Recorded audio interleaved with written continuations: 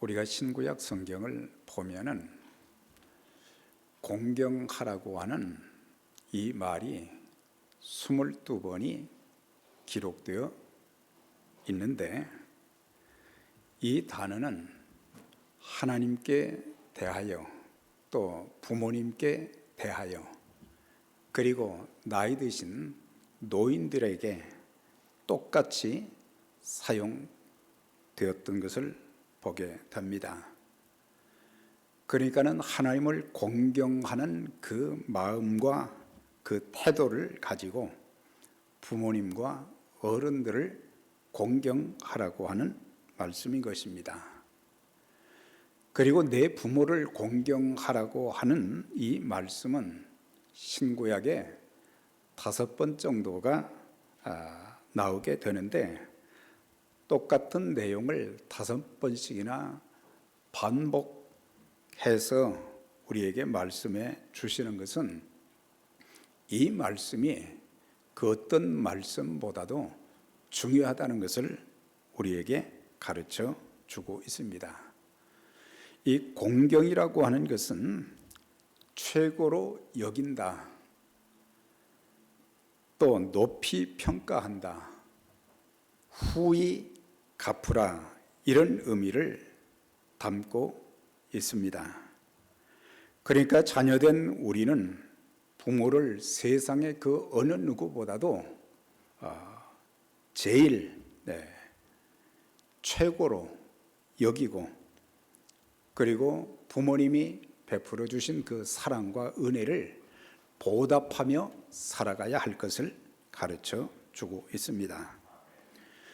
그러면 왜 우리가 부모를 공경해야 될 이유가 어디가 있겠습니까? 그것은 부모님은 하나님의 대리자로 세상에 보내주신 분이기 때문입니다. 부모님은 하나님을 대신해서 우리에게 생명을 주신 분들이시요, 또한 하나님의 사랑으로 자녀를 키우시되 자기보다는 자기 몸보다 더 소중하게 여기고 자녀들을 돌보신 분들인 것입니다. 그리고 부모님은 가정의 머리로 주신 분들입니다. 머리 없는 몸이 있을 수 없듯이 부모 없이 내가 어떻게 세상에 태어날 수 있었겠는가? 또한 부모의 희생적인 돌봄이 없이 어찌 오늘의 우리가 있을 수 있겠습니까? 부모님은 일평생 하나님의 마음으로 자녀를 자기 몸보다 더 소중하게 돌보아 주셨고, 때로는 자녀들이 병들거나 고통을 당하면 자녀의 병과 고통을 스스로 짊어지시기를 바라고, 자녀에게 가장 좋은 것을 주시기를 기뻐하는 그것이 바로 부모의 마음인 것입니다. 또한 부모님은 위임받은 축복의 선포자가 되시기 때문입니다.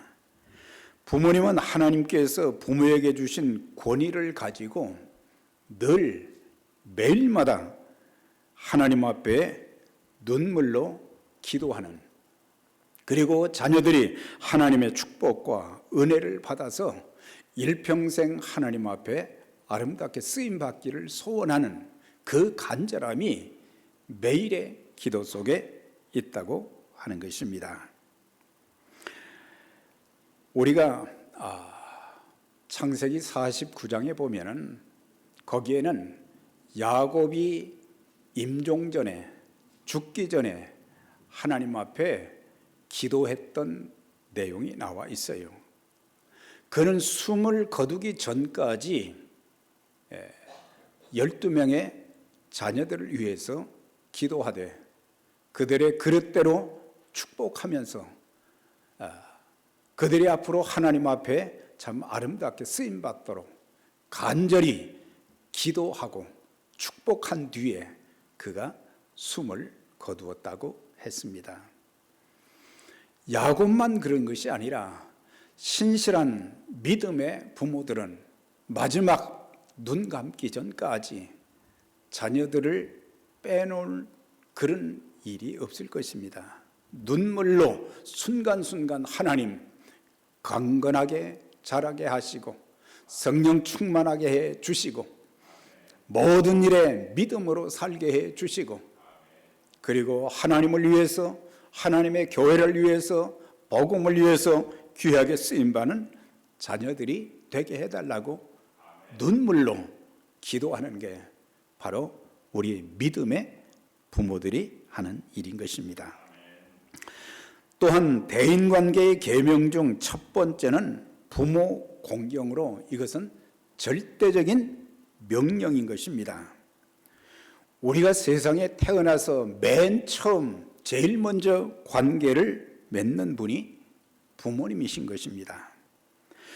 우리가 부모와 바른 관계를 맺지 못하고 부모에게 불효하는 자는 하나님과의 관계도 잘 맺지 못하게 되고 하나님께 받을 복을 다 상실하게 되는 것입니다. 우리의 부모님들이 자녀들에게 베푸신 그 은혜는 말로 다 표현할 수가 없습니다. 하나님의 사랑과 은혜도 우리의 손가락으로 셀 수 없듯이 부모님들이 우리를 위해서 자녀들을 위해서 수고하고 애썼던 베푸신 그 사랑과 은혜는 말로 다 표현할 수 없습니다. 낳아주시고 길러주시고 가르쳐주시고 또한 결혼시켜주시고 자녀까지 길러주시고 마지막 죽을 때까지 주기만 하다 가는 사람들이 바로 우리의 부모님들이라고 하는 사실입니다. 부모의 희생적인 사랑과 은혜, 기도로 인해서 우리 자녀들이 많은 복을 받고 지금도 여기까지 살아왔다는 것을 기억하면서 얼마나 하나님의 사랑과 은혜, 부모의 은혜가 큰가를 바로 느끼고 그리고 감사하면서 보답하는 삶이 될 때에 진실된 그리스도인의 모습이 세상에도 나타나지게 될 것입니다. 그러면 어떻게 부모를 우리가 공경해야 되겠는가? 첫째는 부모님의 말씀에 순종하는 것이다. 우리가 하나님께 효도하는 최고의 방법은 순종하는 거죠. 하나님께서 우리에게 하신 말씀을 액면 그대로 받아들이고 순종하게 될 때에 하나님이 기뻐하시고 하나님께서 영광을 나타내 주시고 하나님께서 놀라운 기적을 행하여 주시는 것처럼 우리 부모님들이 우리에게 말씀하는 그 말씀을 우리가 너무 가려서 듣지 말고 내 생각으로 내가 들을 만한 것만 듣고 다른 것은 맞지 않은 것은 안 듣는다. 그런 것보다는 진정으로 효도하기 원하는 사람, 공경하기 원하는 사람들은 하나님 말씀에 또 부모의 말에 순종하게 되는 것입니다. 너를 낳은 아비에게 청종하고 내 늙은 어미를 경히 여기지 말라. 부모님을 어머님을 가볍게 여기지도 말고 그리고 최고의 가치를 부모에게 두는 그런 모습. 에베소 6장에도 자녀들아 너희 부모를 주 안에서 순종하라. 이것이 옳다고 말씀하신 것입니다. 그러니까 내가 부모님에게 순종하고 순종하지 않을 것을 선택해서 내 마음에 맞는 것만 순종하지 말고 부모님은 일평생 살아오는 동안 기도하면서 말씀을 읽으면서 하나님께로부터 많은 지혜를 받았고 또 여러 가지 인생을 살면서 어려움을 통해서 환난과 시련을 통해서 많은 삶의 지혜와 경험을 가지고 있기 때문에 그분들이 하는 말은 그냥 한 귀로 듣고 한 귀로 흘러버릴 그런 내용이 아니라고 하는 것입니다. 그러면서 특별히 주 안에서 순종하라고 한 것은 우리가 그리스도인이라면 불신자들보다 더욱 부모에게 순종해야 될 책임이 있다는 것을 가르쳐 주고 있습니다. 사실 불신자들, 예수 믿지 않은 사람들 중에도 부모에게 참 효도 지극히 하는 분들 참 많습니다.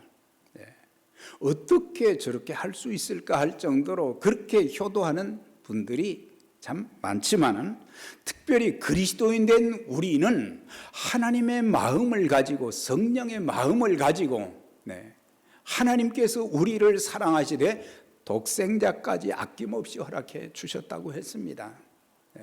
또한 육신의 부모님들도 자녀들을 위해서 참 자신의 모든 것을 희생하면서 했기 때문에, 그래서 믿는 우리들은 세상 사람들보다는 더 아름다운 효도가 부모에게 나타나져야 된다고 하는 것입니다.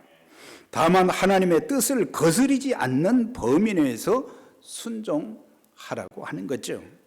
그러니까 종종 우리가 이 충돌되는 부분들이 있어요.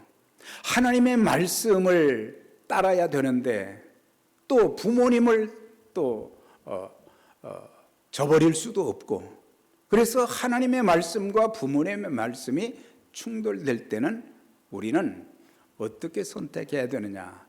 첫 번째가 하나님 말씀에 순종하는 그것이 중요한 것입니다. 그리고 나서 두 번째로 우리가 부모님의 말씀에 순종하는 건, 왜냐하면 부모님보다 더 높으신 분이 하나님이시기 때문인 것입니다. 골로새 3장 20절에는 자녀들아 모든 일에 부모에게 순종하라. 이는 주 안에서 기쁘게 하는 것이니라. 우리가 부모님을 기쁘게 하는 방편이 뭐냐? 순종하는 것이다. 모든 일에 순종하는 것이라. 예수님께서는 일평생 사시면서 하나님의 뜻에 순종하는 삶을 사셨습니다. 하나님의 뜻에도 순종하셨을 뿐만 아니라 누가복음 2장 끝부분을 보게 되면 공생애를 시작하기 전까지 30세가 되셨을 때까지 순종하여 부모를 받으셨다고 했습니다. 하나님의 아들로 오신 예수님이 우리에게 순종의 본을 보여주셨기 때문에 우리도 하나님께 순종할 뿐만 아니라 육신의 부모에게도 순종하는 그 모습, 그게 참 중요한 것입니다. 우리 모두 일평생 살면서 나이 드신 부모님께 순종하며 또 그 순종을 통해서 기쁘게 해드리는 하나님의 자녀들이 다 될 수 있기를 바랍니다. 또한 부모님 살아생전 마음을 편안하게 해드리고 기쁘시게 해드리라고 하는 것입니다. 23장 25절에 보면 내 부모를 즐겁게 하며 너 낳은 어미를 기쁘게 하라 그랬어요.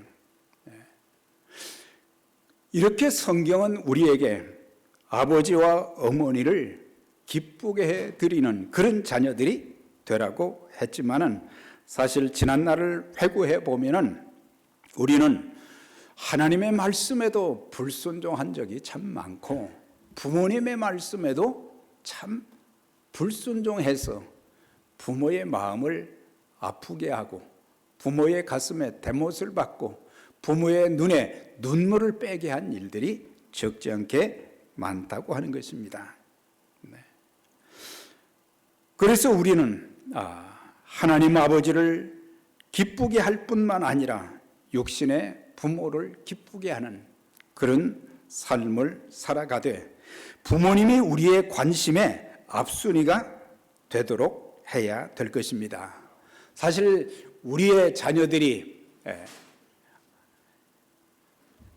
낳은 아이들을 돌보는 것을 보면 참 지극할 때가 많아요. 그렇게 관심을 쏟고 모든 에너지, 모든 관심이 자녀에게만 달려 있어요. 그런데 자기들을 그렇게 키워준 부모님은 결혼해서 아이를 낳다 보면은 그 아이에게 더 많은 관심이 가고 있는 것을 보게 되고, 그래서 부모님이 앞순위가 아니라 후순위로 밀려날 때가 참 많아요. 네. 첫째는 우리가 하나님이 우리의 삶의 1순위가 되어줘야 되고, 이 땅에서는 부모님이 1순위가 되어줘야 될 것입니다. 네. 그런데 4순위, 5순위, 6순위로 이렇게 자꾸 지금 밀려나가는 그런 시대가 되어가고 있어요. 네. 창세기 43장과 45장을 보게 되면 요셉에 대한 기록이 나옵니다. 요셉은 17살의 나이로 애굽의 노예로 팔려갔어요. 형들에 의해서. 그러고 나서 20년 이상을 아버지, 어머니를 볼 수가 없었어요. 그리고 아버지를 만나기 전에 어머님은 일찍 세상을 떠났어요. 그런데 전 세계에 흉년이 들게 되고 가나안 땅에도 흉년이 이제 들었어요.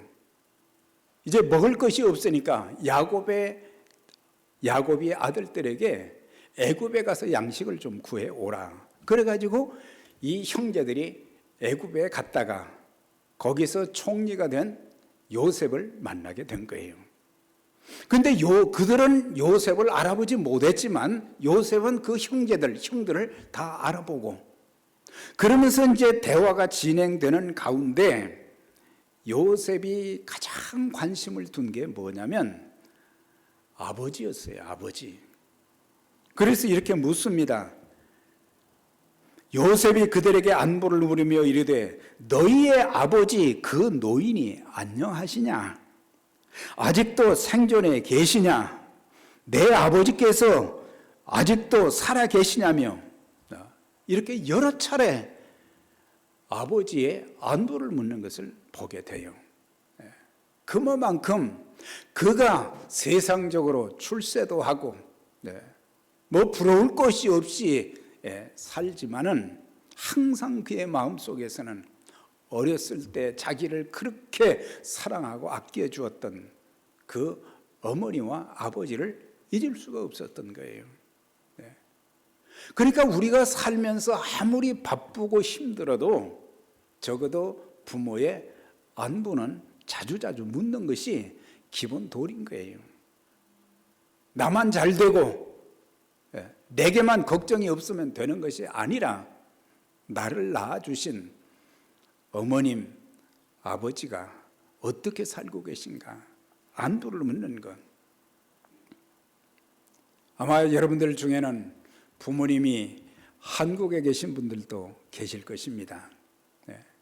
옛날 같으면 전화비가 많이 들기 때문에 전화도 할 수가 없었지만 요즘에는 카톡으로 하면은 돈 들어갈 일이 없는 거예요. 그런데도 우리는 너무 바쁘게 살고 있기 때문에 외롭게 살아가는 부모님들이 어떻게 지내지는지 우리가 그런 것들을 확인하지 못하고 살 때가 참 많은 것입니다. 창세기 48장에 보면은 요셉은 그가 이제 총리로서의 아주 바쁜 그런 가운데 어느 날 이제 그의 아버지를 이제 이민 초청을 해서 함께 살고는 있지만은 한 집에 살고 있지 않기 때문에 어느 날 어떤 사람이 말합니다. 요셉에게 당신의 아버지가 병들었다는 얘기를 들었습니다. 그러니까는 열일을 제쳐놓고 자기 두 아들을 데리고 아버지를 방문했어요. 아버지 건강이 어떠신가? 이렇게 아버지의 마음을 참 헤아려주고 생각해주고 관심을 가져주는, 우리의 인간관계에서 참 중요한 것이 뭐냐면 관심이에요. 관심. 부모에 대한 관심. 또 성도들끼리도 신앙생활하면서 참 중요한 게 뭐겠어요? 관심이거든요. 서로에 대한 안부를 묻고 또 그런 관심이 있게 되면 우리는 기도하게 되는 거잖아요. 관심이 없으면 기도를 안 해요, 우리는. 그러나 관심이 있으면은, 우리가 영혼에 대한 관심이 있으면은 그 일을 위해서 기도하잖아요. 네. 하나님께 대한 관심이 지극하면 우리는 하나님의 전에 나와서 예배도 드리는 것입니다. 하나님께 대한 관심이 많게 되면은 하나님께서 원하시는 그 일에도 우리 자신을 들여서 헌신하려고 애를 쓰는 거예요. 네. 우리는 부모에게 당연히 효도해야 되지만 또 부모된 분들은 내가 하나님 아버지 앞에 어떻게 하고 있는가 살펴볼 필요가 있어요. 이제 우리가 주님 앞에 나이가 들면 점점 몸은 쇠약해 가고 하나님 앞에 서야 될 시간은 점점 다가오고 있단 말이죠. 그런데 그 준비도 하지 않고, 그리고 부모에게 맡겨준 그 책임, 물질로 이제 더 이상 할 수 없지요. 몸으로도 할 수 없지요. 그러나 할 수 있는 게 뭐겠어요? 기도는 할 수 있습니다. 내 호흡이 끊어지기 전까지는 우리는 하나님께서 내게 주신 그 관심, 그걸 통해서 기도해 주는 그런 모습, 성도의 끈끈함이 어디가 있겠어요? 관심을 가져주고 간섭하는 것이 아니라 기도해 주는 거죠. 격려해 주는 거죠. 위로해 주는 거죠. 한날의 소망으로 늘 이제 격려해 주는 것입니다. 그래서 우리가 어떻게 공경할 수 있는가? 순종을 통해서, 그리고 부모님을 기쁘게 하는 그런 일들을 통해서 뿐만 아니라 이제 우리가 예수님을 잘 믿고 바르게 사는 그것을 통해서 우리는 부모를 기쁘게 할 수 있는 것입니다. 24절의 말씀 보면 의인의 아비는 크게 즐거울 것이요 지혜로운 자식을 낳은 자는 그를 인하여 즐거울 것이니라. 여기서 의인의 아비라 그랬어요. 그러니까 자식을 가졌는데 그 자녀가 참 의인이란 말이죠. 그 의롭게 사는 것, 그 의롭게 산다는 것은 바르게 산다는 의미도 있지만은 이것은 믿음으로 사는 것을 말하는 거예요. 하나님의 말씀에 순종하며 사는 것을 말하는 거예요. 요한 3서 4절에 보면 내가 내 자녀들이 진리 안에서 행한다 함을 듣는 것보다 더 즐거움이 없도다. 우리 부모님들, 믿음을 가진 부모님들의 마음에는 무엇 때문에 가장 기뻐하느냐? 여러 가지로 자녀 때문에 기뻐할 일이 많지만은 부모보다도 더 아름다운 신앙을 가지고 하나님의 말씀에 순종하여 쓰임받는 그것이 가장 기쁜 것이 되어야 하는 것입니다.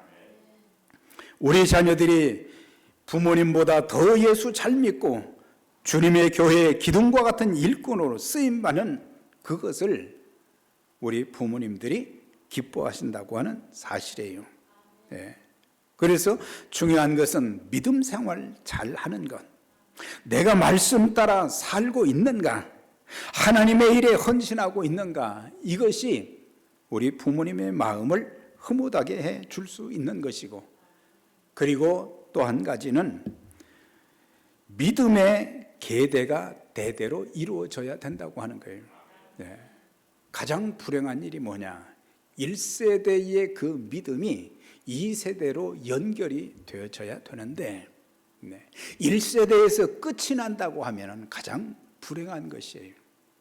그러면서 2세대들은 그 다음에 또 3세들에게 신앙의 유산을 물려줄 수 있어야 된다고 하는 거예요.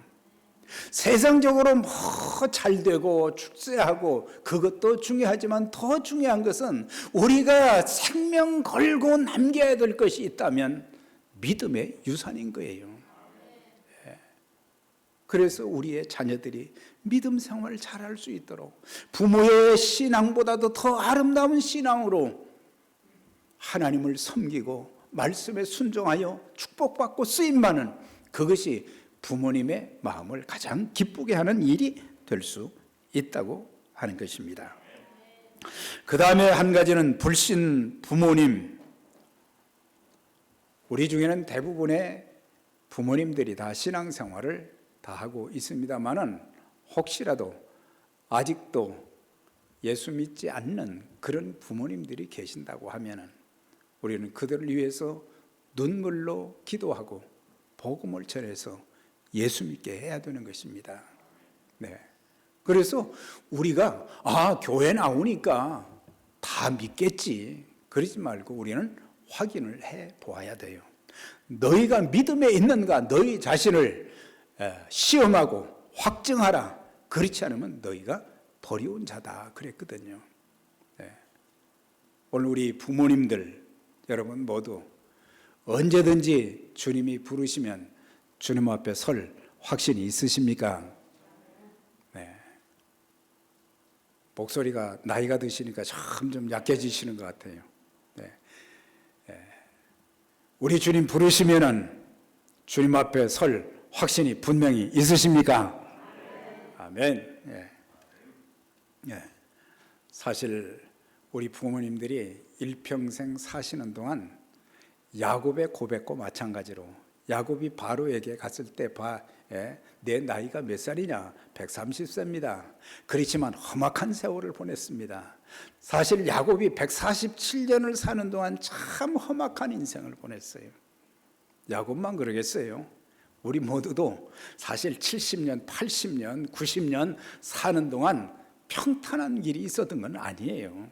다 여러 가지 힘들고 어려운 일들, 고통스러운 일, 답답한 일, 절망적인 일, 눈물 흘릴 일들이 참 많았어요.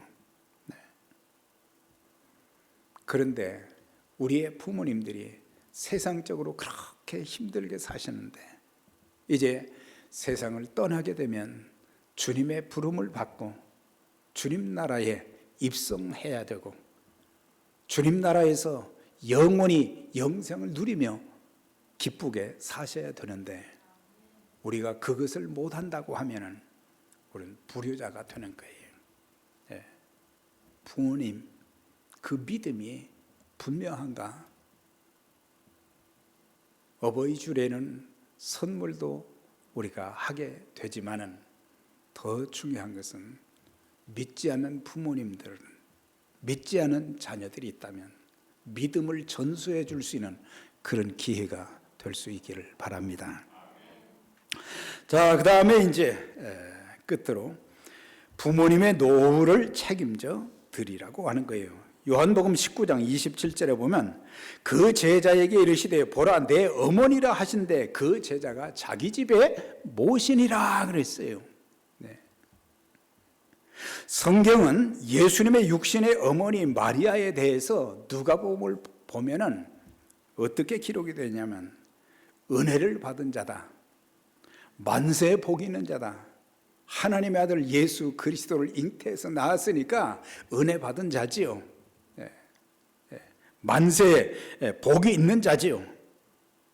그렇지만 마리아는 일평생 살면서 참 힘든 인생을 보냈던 여인이었어요. 성령으로 잉태된 것 때문에 많은 사람들에게 비난을 받았습니다. 아기 예수를 출산할 때에는 여관에도 들어가지 못하고 마हु간에서 예수님을 낳아야만 했습니다. 그리고 이제 아이가 조금 크려고 하는데 헤롯이 핍박을 합니다. 사내아이들을 다 죽이려고 합니다. 그래서 그 아버지와 어머니와 함께 애굽으로 피난을 가게 된 거예요. 네. 기약이 없는 피난 생활을 하다가 나중에 헤롯이 죽고 난 뒤에서 애굽에서 이제 다시 나사렛으로 돌아왔지요. 뿐만 아니라 마리아는 남편 요셉이 일찍 사별을 했어요. 그래서 홀로 자녀들을 키우는 그 힘든 일을 많이 감당했고 또 나중에는 예수님께서 공생의 사역을 감당할 때 종교 지도자들이 아들 예수가 귀신 들렸다고 하는 그런 말을 듣기도 했고 부모로서 가장 듣기 힘든 말이 뭐겠어요? 네. 좋은 말을 드려야 되는데, 아들에 대해서 좋은 말을 드렸는데 저 귀신 들었단 말이에요. 네 아들이. 마지막에는 십자가에 못 박혀 죽는 모습도 십자가 밑에서 지켜본 거예요. 얼마나 고통스럽고 얼마나 마음 아프고. 네. 그런데 이제 예수님께서는 십자가에 인류의 구원을 위해서 십자가에 못 박혀 돌아가시는 그런 과정에 있단 말이죠. 네. 몸에 고통이 심합니다. 네. 양손과 양발에 못이 박혔고 옆구리에는 창에 찔렸고 숨을 쉴 수가 없고 고통이 있습니다.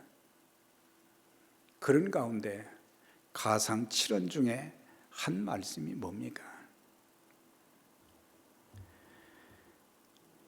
제자 요한에게 어머니를 부탁을 했습니다. 네. 내 어머니다 그랬어요. 나는 이제 육신적으로 죽으니까 내 육신의 어머니 마리아를 더 이상 돌볼 수가 없으니 내가 좀 돌보아 달라. 그러니까는 사도 요한이 그가 육신의 어머니는 아니지만은 그를 자기 어머니로 모시고 전설에 하면 마리아가 죽는 날까지 잘 섬겼다고 하는 그런 기록이 있습니다.